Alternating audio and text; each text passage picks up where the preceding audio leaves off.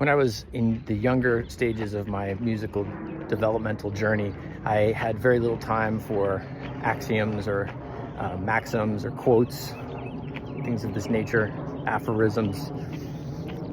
So I'm going to share some quotes with you right now, and just know that maybe you're in a place to receive them and maybe you're not, and that's okay too. But I was speaking with my friend and my partner in music, Russell Sirota, great piano player, after a show we did together earlier this week, and we were just talking about musical North Stars, kind of compasses. Compi?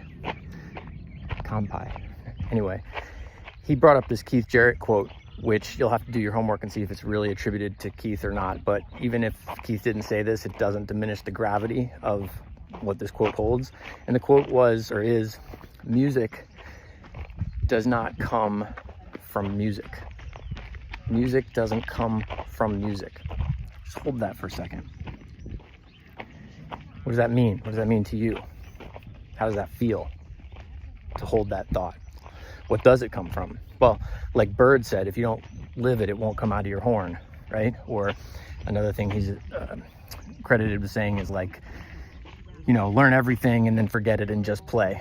Again, these kinds of maxims. When I was younger, I was like, that's all BS. Like, I'm just trying to get better and blah, blah, blah, blah, blah. But I hold them much differently now. And I think the music not coming from music part is like what that expresses so much is that it's not about, hey, what scale are you playing over this thing? Or what chord were you thinking about? Or no, we think about those things deeply in practice. That's the place to do it. Really analytical and conscientious. But then when you play, the last thing I want, and Russell and I can say the same, the last thing we want as players is to ever be in a position where we are trying to deliver something we have worked on musically to show it to people. I want to be a vessel. Russell was saying, I want to purify myself through practice so that I'm a clean container, ready to be there to receive, to absorb, to hold, and ultimately to transmit what the moment is delivering.